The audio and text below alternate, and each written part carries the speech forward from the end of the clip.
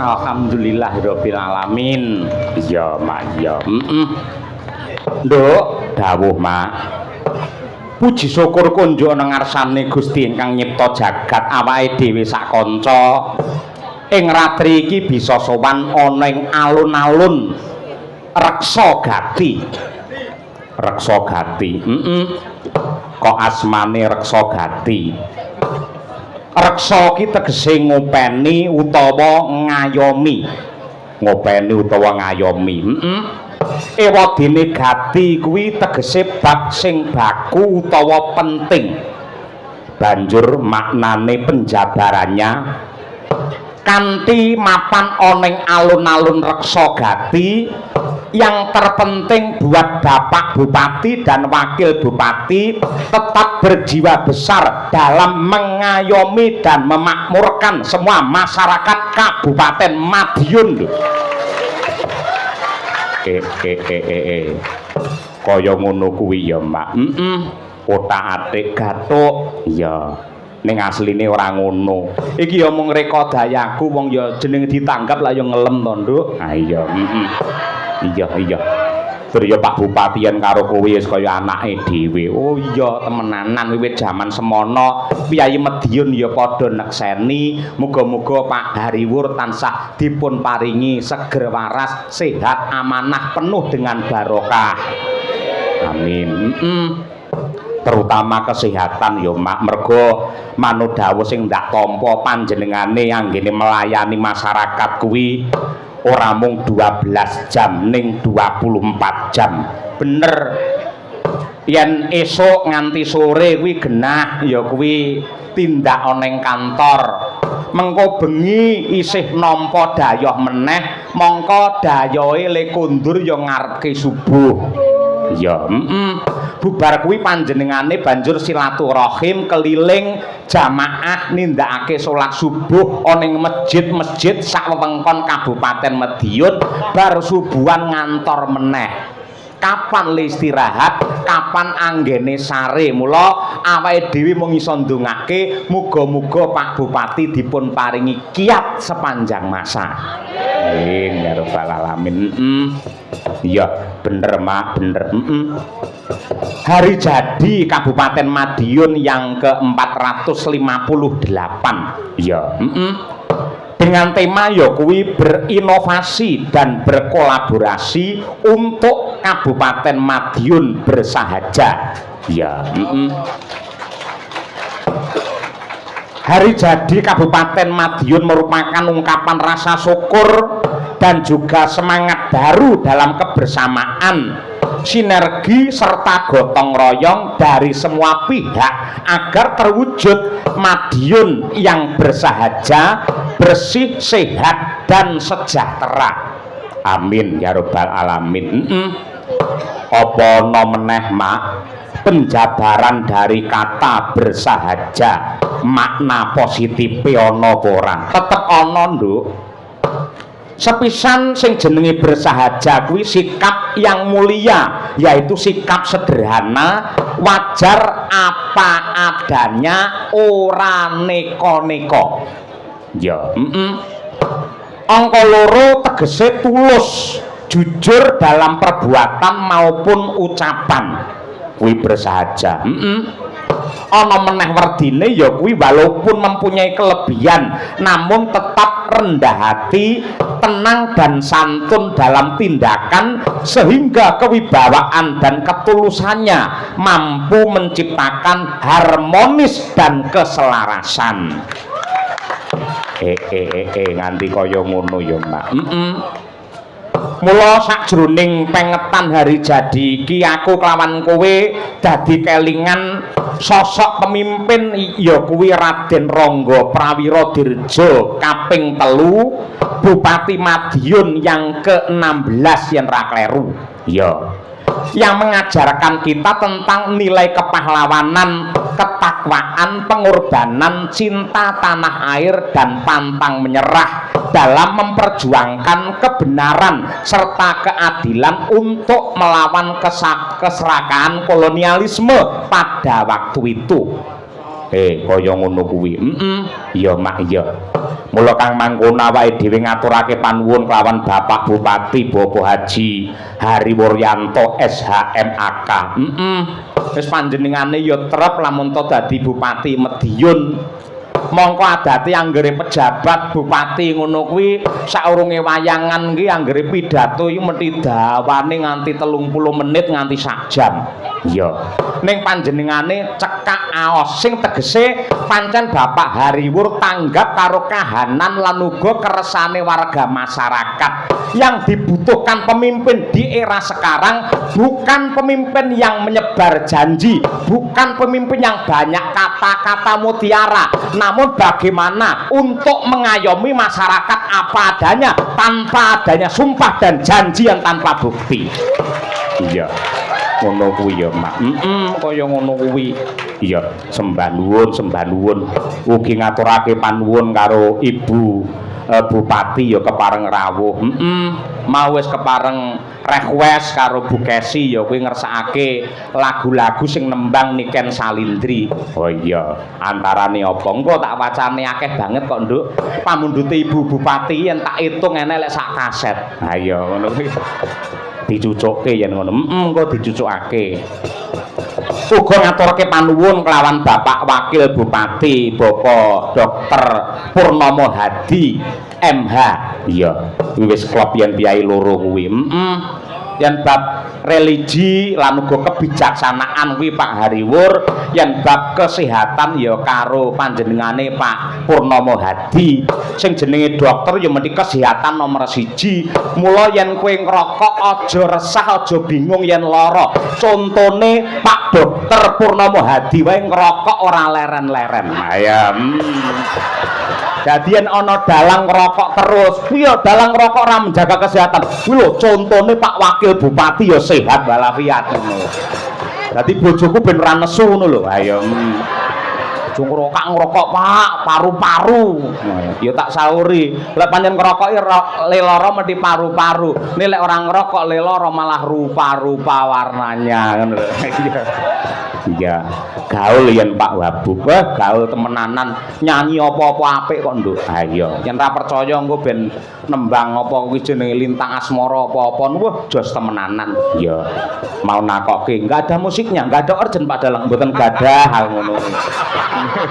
Mergo kula niku dalang sing melarat, gadah kula iki namung gamelan, Pak. Nah iya, wah. Iya ora apa-apa ning gamelan ya iso digarap piye-piye. Gamelan ki nggih ngiringi klasik ya iso, nggih ngiringi qasidah ya iso, nggih ngiringi rock and roll ya iso, dangdut ya iso. Aja kok qasidah, aja kok rock and roll. Nggih ngiringi wong mendeme apik kok, Nduk. Nah iya. Ah ya ngono kuwi. Ya. Ya matur nuwun lan sungkem pangabekti kagem Mbah Tarom Bupati Sepuh ing Madiun. Nggih sembah nuwun Mbah Tarom, bekti kula katur mugi tansah pinaringan sehat walafiat. Ugi Mbah Iswanto kuwi ya Wabub Sepuh iya. Bapak dan Lanut Iswahyudi. Asmane Bapak Masma Muhtadi Anjar Legowo. Apal karo asmane? Hafal. Wis muga-muga panjenengane jare kepareng mirsani wayang engko kena nggih tolok ukur yen pancen cocok, yen pancen karnan penggalihe engko ya lanut ya arepe wayangan. Wah iya. Ngono.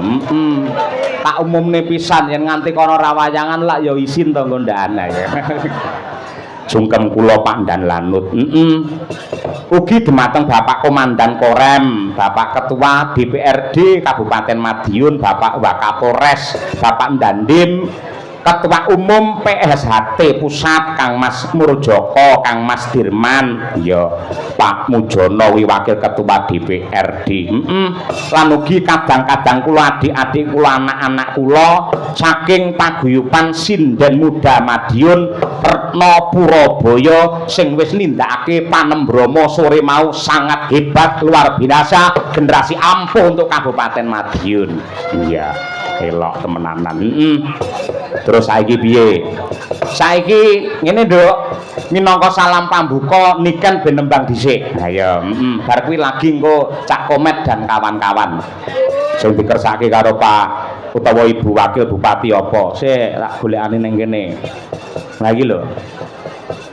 Ibu Bupati karo Bu Wakil ngersakake siji Negara Angin, Tembang Kangen, Sabar karo Dinok. Wah iya, kuwi dipinangkani sik karo niken. Apa sih kan?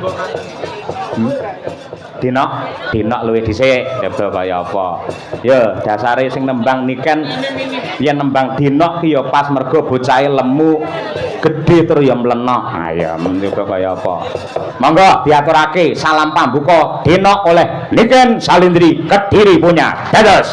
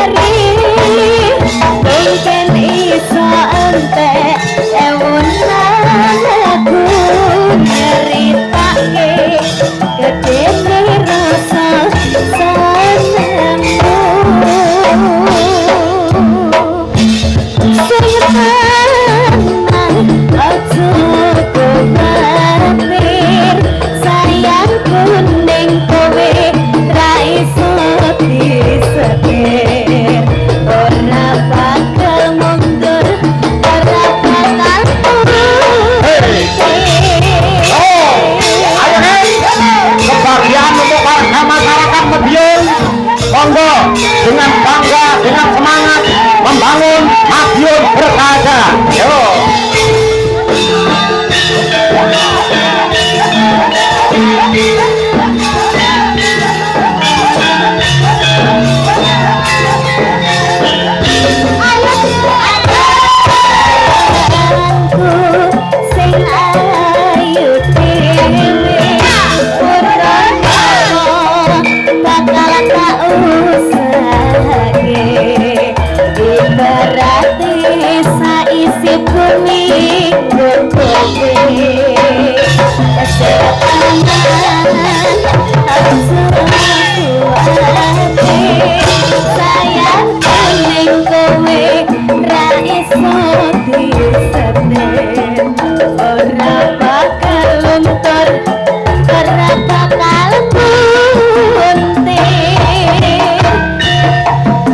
Bunga kota besar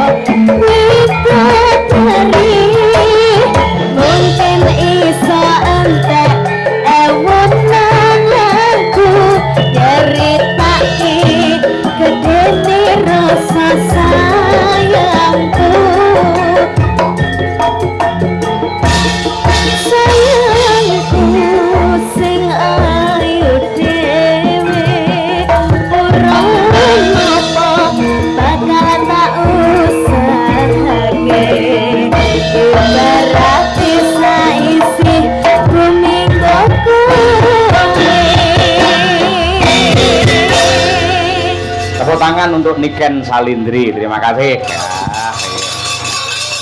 wis marem temenanan. Wis karo ndongake para warga masyarakat sing ndek mben adate yen wayangan ning halaman pendopo kono. Iya. Merga Bapak Bupati kepareng nindakake aspirasine warga masyarakat dina iki digeser mapan ana ing alun-alun Caruban Reksa Gati ya nyatane sing rawuh ya nganti semene akeh ya Mak ora kalah karo pengajian Gus Isdan iki kae ayo ya uga matur nuwun karo Patski Abah Kirun dan kawan-kawan sing wis tansah nderekake karo Pak Hariwur karo Pak Purnomo Hadi. Sembah nuwun Mbah katresnanipun. Lah iki awake dhewe sadurunge memberi support nganggo aja dipleroki minggahe Cak Komet. Oh ya. Iki mau neng transit aku yang ngorek-orek Asmarandana. Gandeng mau Medion maju bangun wis diaturake, panas-panas mlaku wis diaturake, saiki ganti Asmarandana. Ayo. Sing nembang sapa? Yen Niken kuwi sinden viral era milenial. Saiki ngaturake sinden viral era kemerdekaan biyen. Ya. Tahun 90-an. Ya kuwi Ibu Sukesi Rahayu. Ya. Aturna Bu Asmarandana. Ngon. Tak foto mau lho, Pak. Foto ayo nggih. HP-mu tak silih mau ya ta. Tak foto bar kuwi tak cek sampean WA-nane karo sapa ae ngono lho. Temu ora? Oh, aja mari bingung kok ora. Senengane gawe kaget sing lanang ae ya. Iya. Rong tak kirim ayo. Ayo. Mongko mambengi ya bar tak kirimi lho Dek. Ayo. Nah, pelok. Nah, pelok kok seleksi langsung mlebet tenggen aja dipleroki ngoten. Nah, kuwi lho Pak